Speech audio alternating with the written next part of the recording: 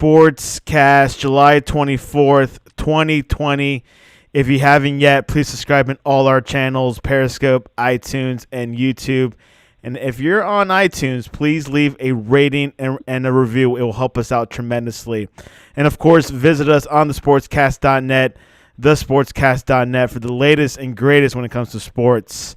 This episode is brought to you by InstaBible app. You could get the InstaBible app on the iOS App Store. The New York Jets have traded Jamal Adams to the Seattle Seahawks after having a debacle this past offseason. And, of course, we have a special guest today, Matt OLeary from the Jets, from the New York area, who is a tremendous podcaster who covers the New York Jets and also the New York Islanders. Matt, welcome to the Sportscast. Thanks so much for having me on. Really appreciate it. Matt, can you tell us a little bit about yourself before we head into Jamal Adams? Yeah, absolutely. Like you mentioned, I cover the Islanders for a website called Eyes on Isles. I've been doing that for about 4 years now as a writer and podcaster, getting geared up for the playoffs to start back up again. And I've been in the Jets content game in YouTube-wise and videos and podcasts for the last couple of years and really enjoyed doing it. So here I am. Now, for like the whole Jets part, are you just focused on that with just like the video part, or you're also putting that on like the audio podcast format as well? I do a weekly show called Just Jets, which is on my YouTube channel, Matt OLeary NY, but that is also in podcast form as well. You can get it either or. Okay, good, because I had to double check. For some reason, I had trouble looking for it, but I did find your Islander one on Apple Podcasts. Gotcha. But maybe he's all okay. Anyways, Jamal Adams, Matt, was a big noisemaker up in New York. Tell us your side of the story and all the way to the trade. Yeah, so realistically, it all kind of started this past year at the trade deadline where there were rumors about Jamal Adams being moved to the Dallas Cowboys. And when Joe Douglas was taking phone calls about different players, he being Jamal Adams became upset that, you know, he answered the phone and he was saying that you don't trade a player like me. And he wouldn't talk to the GM for about a week or so after, went right to the owner. And to me, that was the beginning of the downfall of the relationship between the Jets and Jamal Adams. In the off season, we heard a little bit of rumblings about it, nothing too crazy. And then around the draft, it came back up again. And then really the last 2 months or so, it's been really heavy with Jamal. He said that, you know, he demanded a trade. He only wants to play for the Jets if he were to get a contract extension. The Jets weren't looking to do that because they still have 2 years of control left on Jamal Adams' rookie contract. And with the pandemic and stuff going on right now, it's not like they have a ton of, cash coming in. So Joe Douglas decided that it was in the team's best interest to move on via trade. And I can't blame him for coming to that decision based on everything we've heard and seen from Jamal Adams the last 2 months. As a Jets fan, are you kind of sad about him being traded, or do you think it was a good thing for the team? In a perfect world, I think things would have worked out and they would have been able to come to an agreement on a reasonable contract extension next offseason going into his, at that point, 5th year in the league.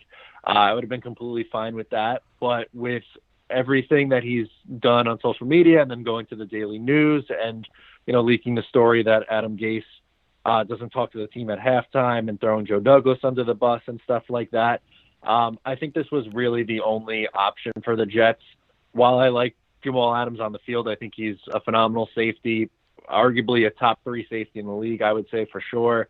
There's no denying his talent, but I'm not sure that paying him the $20 million a year he was allegedly asking for, especially after the drama that he's caused the last few months, would have been worth it. And, the Jets got a pretty good haul for it, so I'm pretty happy with what went down the other day.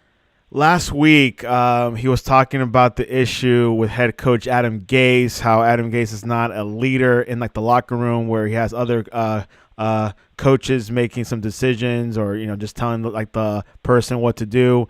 Do you believe in those rumors, or you think just Jamal was just a little disgruntled last week?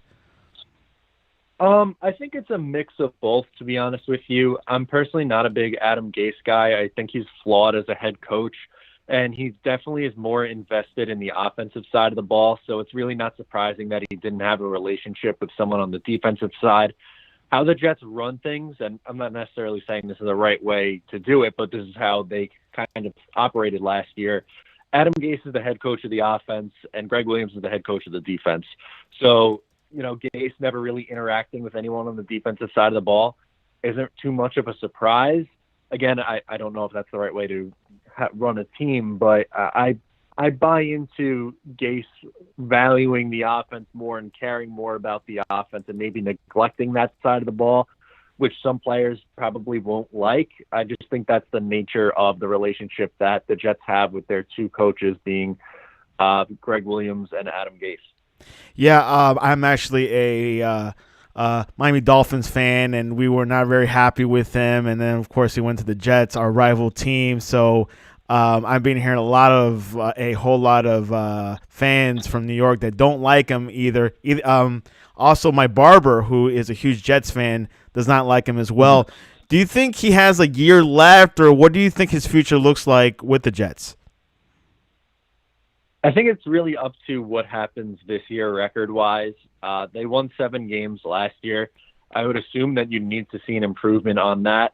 Now, the Jets have a much harder schedule. The AFC East has a much harder schedule in general versus having to play the AFC West, the defending Super Bowl champions, and the NFC West. You have the 49ers, the Seahawks, the Cardinals are no slouch, and the Rams still have one of the better coaches in the game despite taking a bit of a step back last year.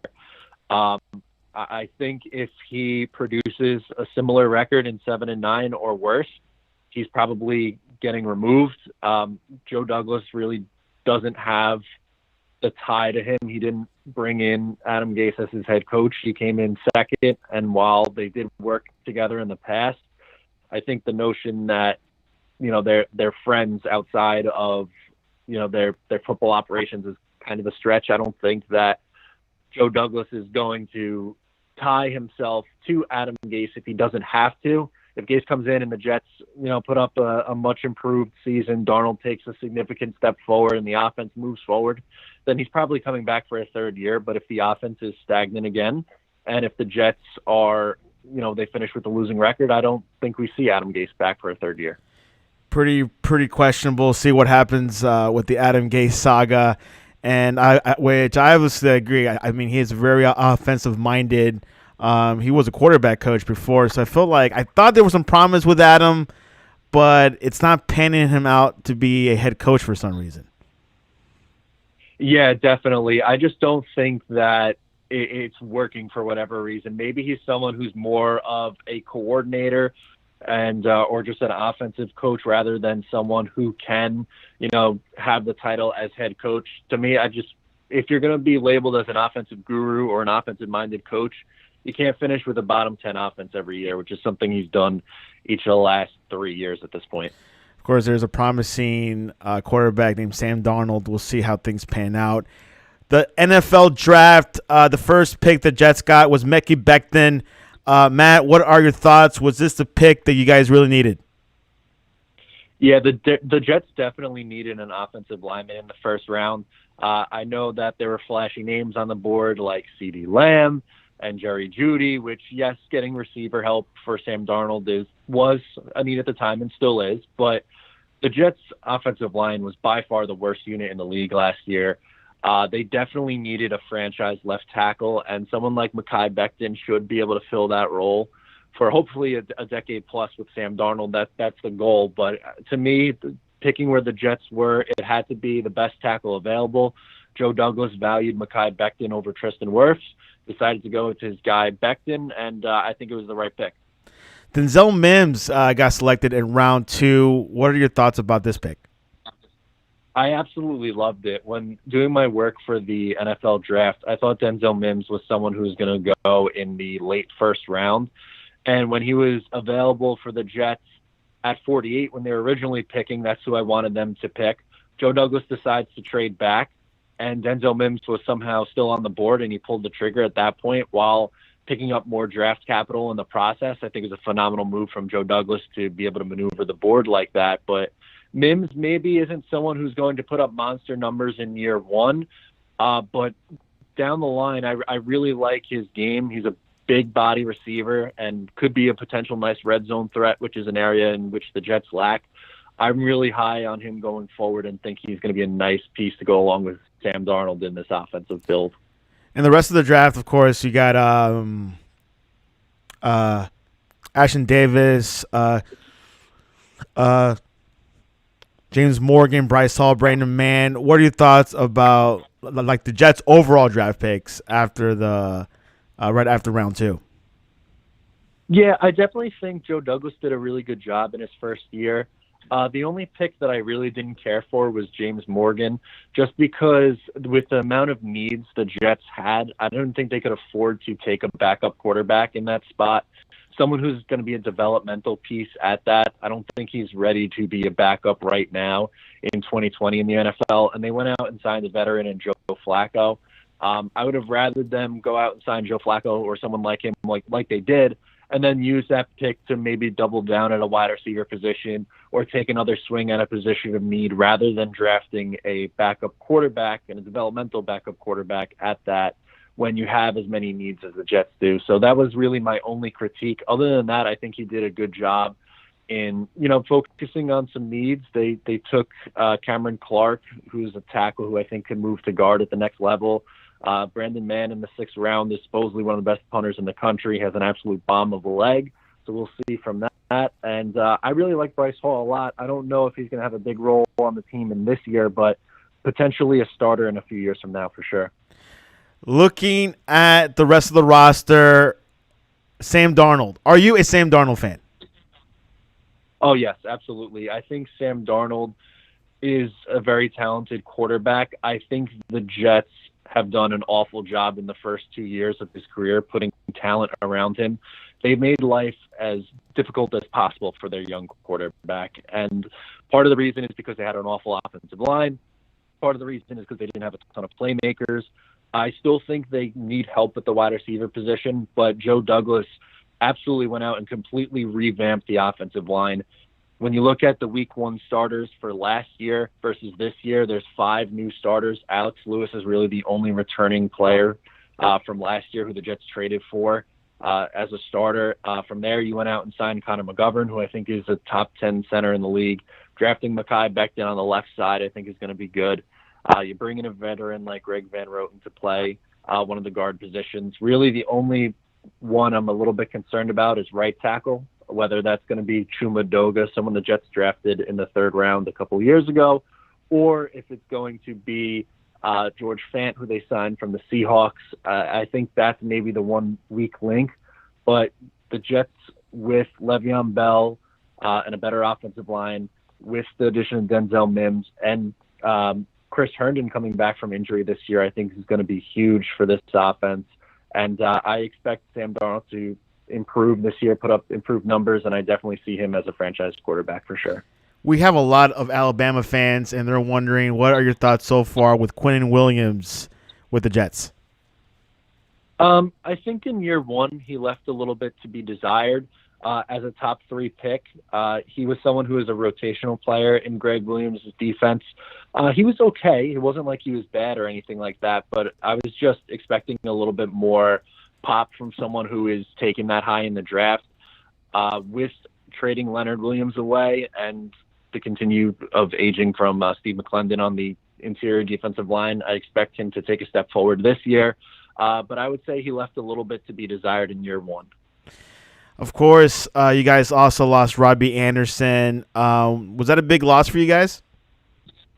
Yeah, I think Robby Anderson was definitely a big piece to this team. Numbers-wise, he went over 900 yards in 2017 and then took a little bit of a step back each of the last 2 years. But since he's become a regular starter in Robby, his starting quarterback has missed 3 games each of his first 3 years. In 2017, McCown went down, and he's playing with like Bryce Petty the last few weeks of the year. Those numbers weren't that great in those games. Then Darnold goes down, and he was playing with the corpse of Josh McCown that in 2018, and then in 2019, Luke Falk had absolutely no shot in there. So while the production numbers might not pop off the page, I think he's one of the better deep threats in the NFL. And when utilized properly in an offense, I think is, extremely talented player. They replaced him with Rashad Perryman, who I think is kind of like a poor man's version of Robby Anderson. Perryman came on strong at the end of the year last year, but that was only in like a 5-game sample size. The rest of the way, he didn't have all that much of a productive season. So if you're getting the second half of Perryman last year, then it's probably an upgrade. But if it's first half of the year and prior in his career for Perryman, then it's probably a little bit of a step back. Yeah, definitely. The Jets are definitely forming up. Of course, the coaching part is the question mark.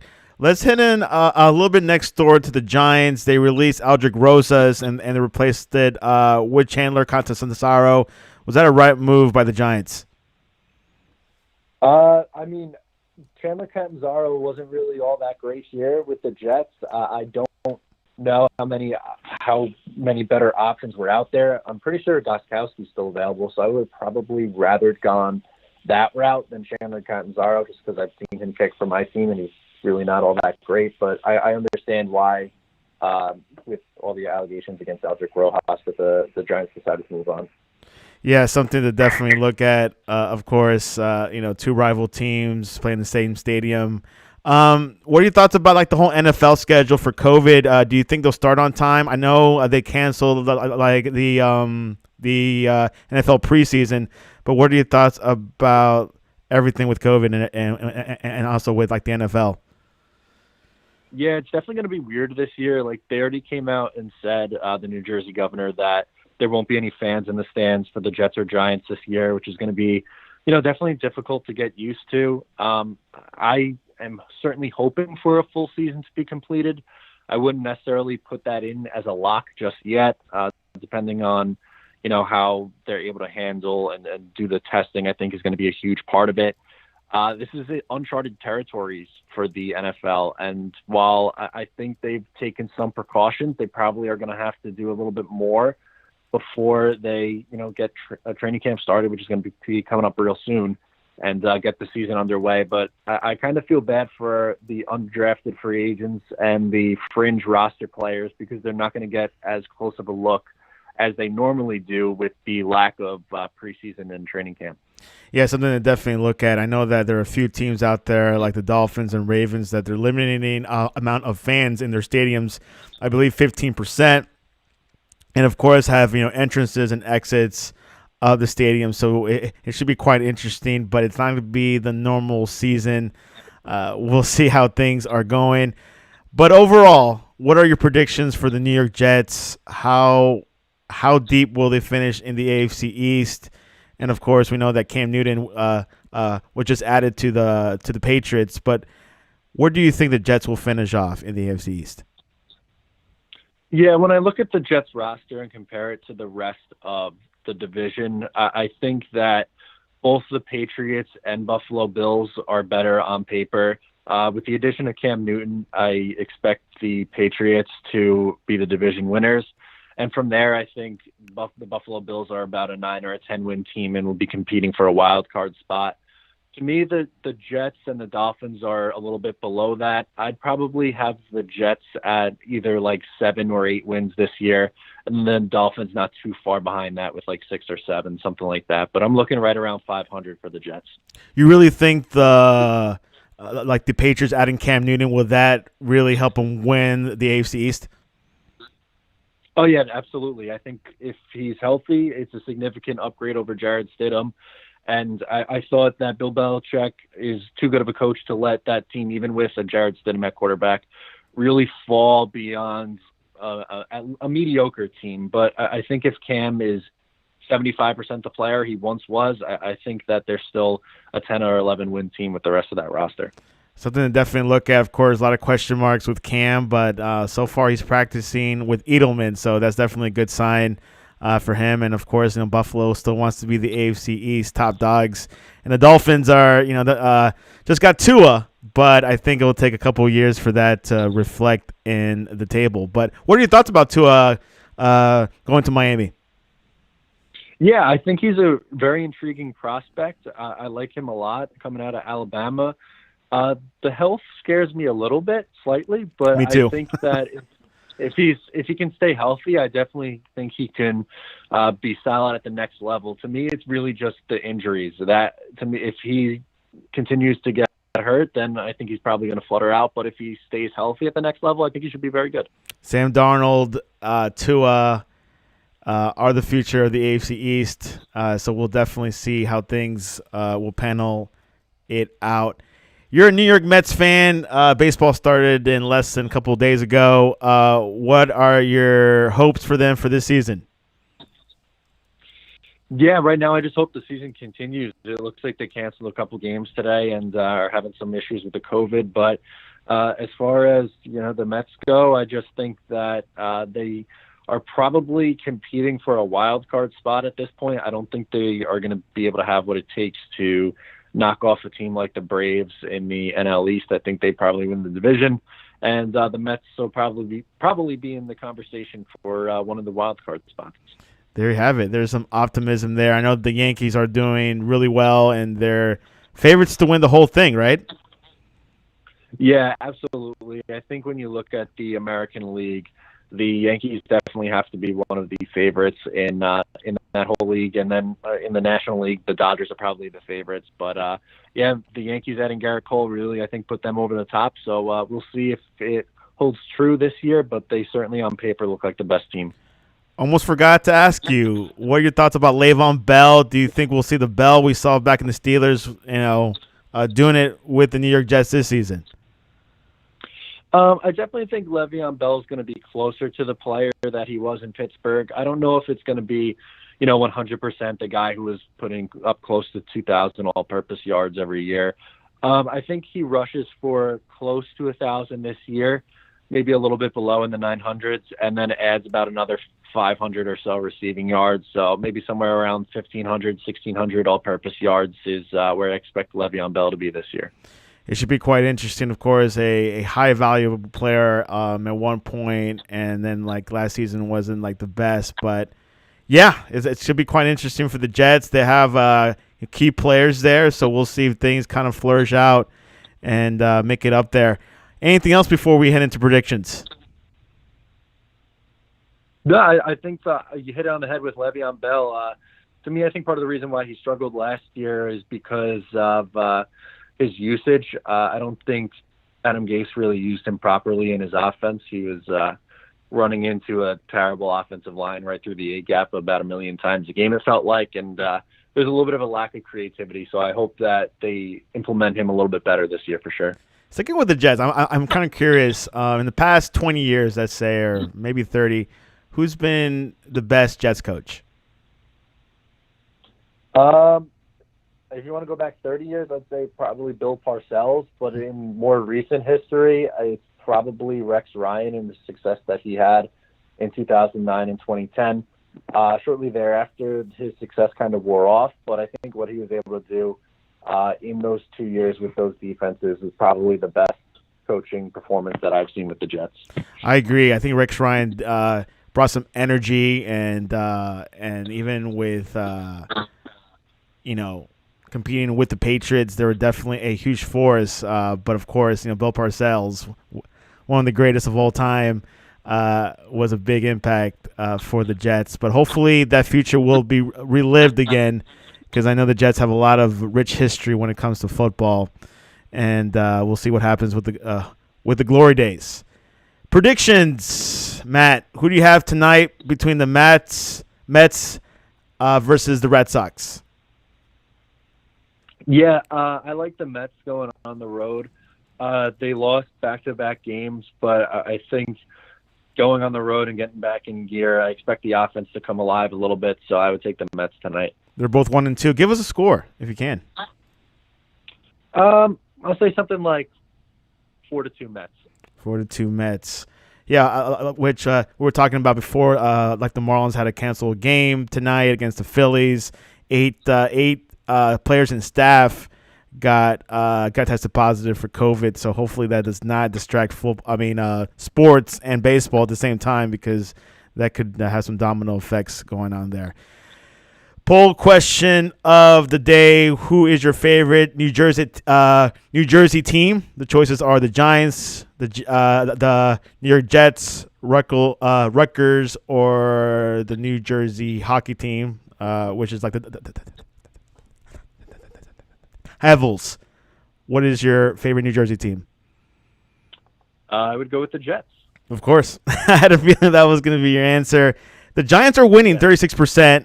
Next is the Jets, then Rutgers, then the hockey team, the Diablo Devils. So we'll see what happens. You can go on the Sportscast 1 to vote. Matt O'Leary, what is the best way for people to reach you, to talk to you all about the New York Jets? Yeah, pretty much anywhere on social media, Twitter, Instagram, at Matt O'Leary NY, or on YouTube in the comments at Matt O'Leary NY. I'm always talking sports over there and having a lot of fun.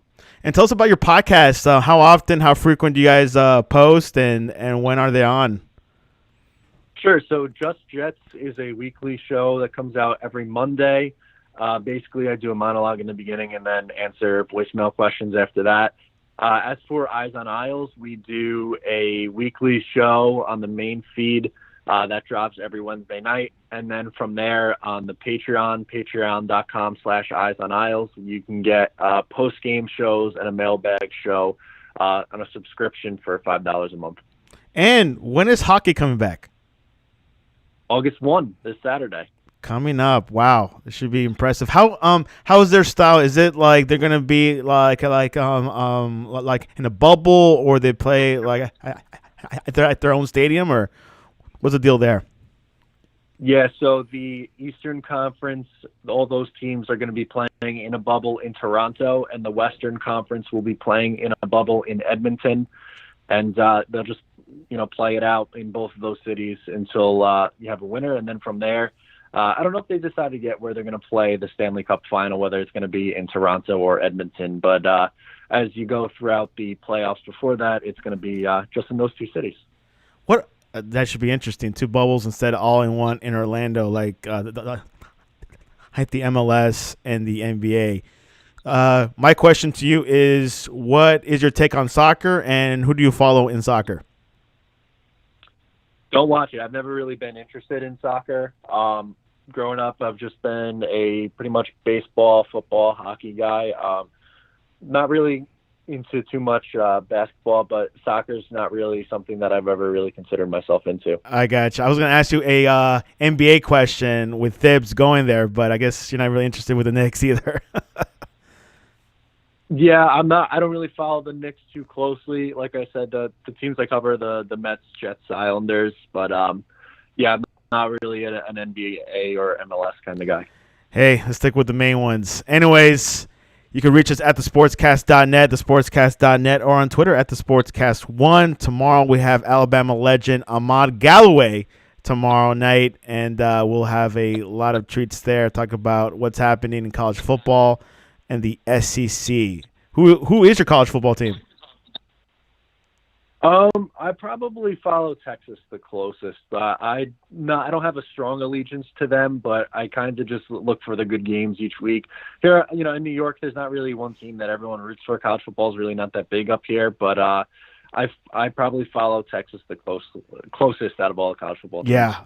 Northeast is definitely more pro football than college, and then of course, like in the South, is definitely more college football. Anyways, Matt O'Leary, I appreciate you coming on to the Sportscast. Absolutely, man. Thank you so much for having me on.